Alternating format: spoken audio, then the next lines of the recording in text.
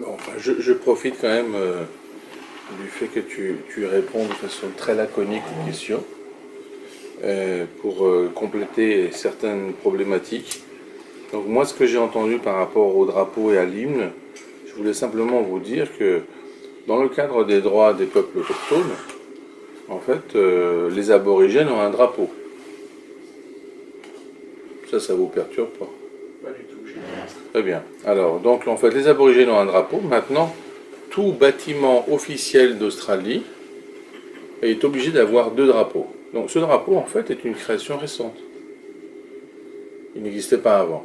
Donc il n'y a pas de problème de l'historicité d'un drapeau à partir du moment où il est mis en place par un pays.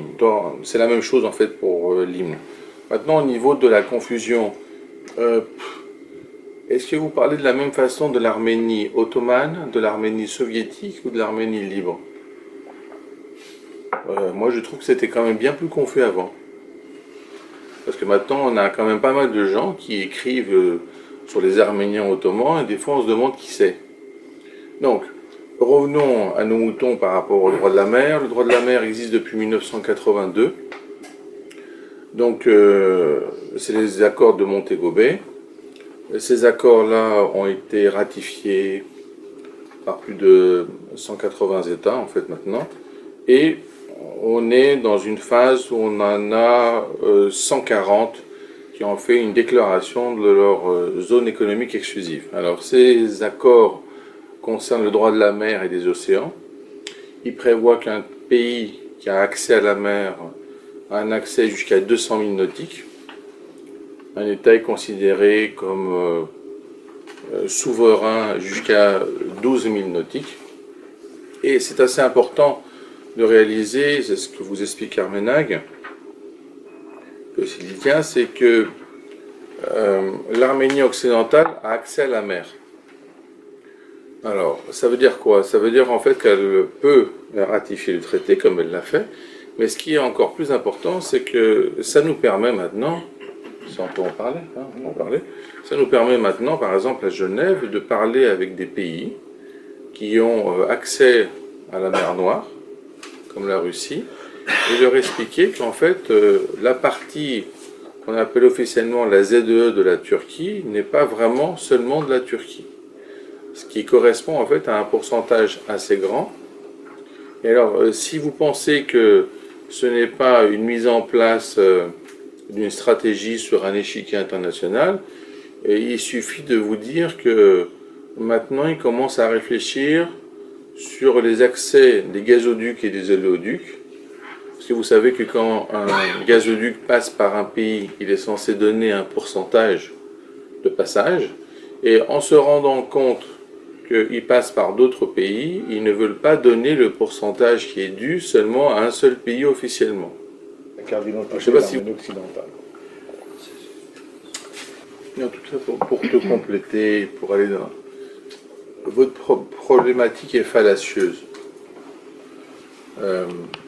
S'il y a eu les accords de Sèvres, en fait, il faut bien se rendre compte que comme le traité a eu lieu en 1920, donc après le génocide, eh bien, il a donné quand même aux Arméniens une place où, en réalité, ils n'étaient plus à ce moment-là, parce que soit ils étaient génocidés, soit ils étaient partis. Ce qui veut dire qu'en fait, dans l'esprit du président même américain, c'était de dire que même s'il n'y avait personne, ça reste quand même arménien. Eh bien ça, c'est basé sur une idée en fait d'autochtonie. Simplement, c'est que les droits des peuples autochtones sont devenus plus importants après 2007, mais en réalité, il y avait ce substrat. Les Turcs, c'est pas qu'ils sont pas peuple autochtone, mais ils sont peuple autochtone d'Asie centrale.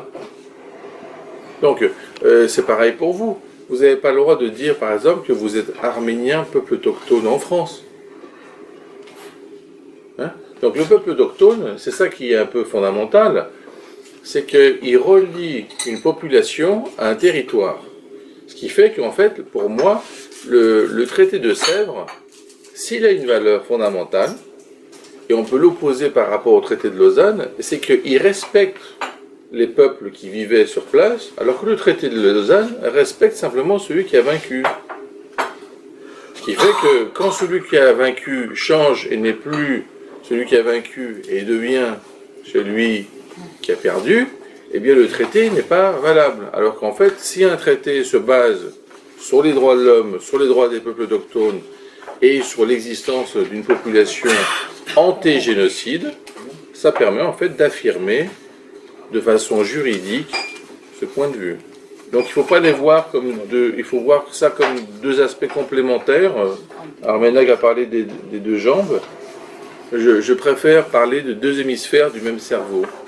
Mais bon, les jambes, c'est bien aussi. Hein. Pour même marcher, quoi. Mais après, il faut savoir vers où, quand même. Hein, des fois, je pense que c'est même pire, parce que si vous regardez bien le traité de Lausanne, il n'y a pas de mention au terme arménien. C'est-à-dire que dans le traité de Lausanne, il n'y a même pas écrit, par exemple, les Arméniens n'ont pas le droit. Il n'y a rien. Il n'existait pas. Donc, c'est encore plus fort ce que vous dites comme argument. C'est que là, on a la présence dans le texte et la présence d'un acte voulu. Alors que dans le traité de Lausanne, on a l'absence même de la présence du texte. Ce qui veut dire que c'est vraiment un traité qui ne tient pas compte du tout de cette existence.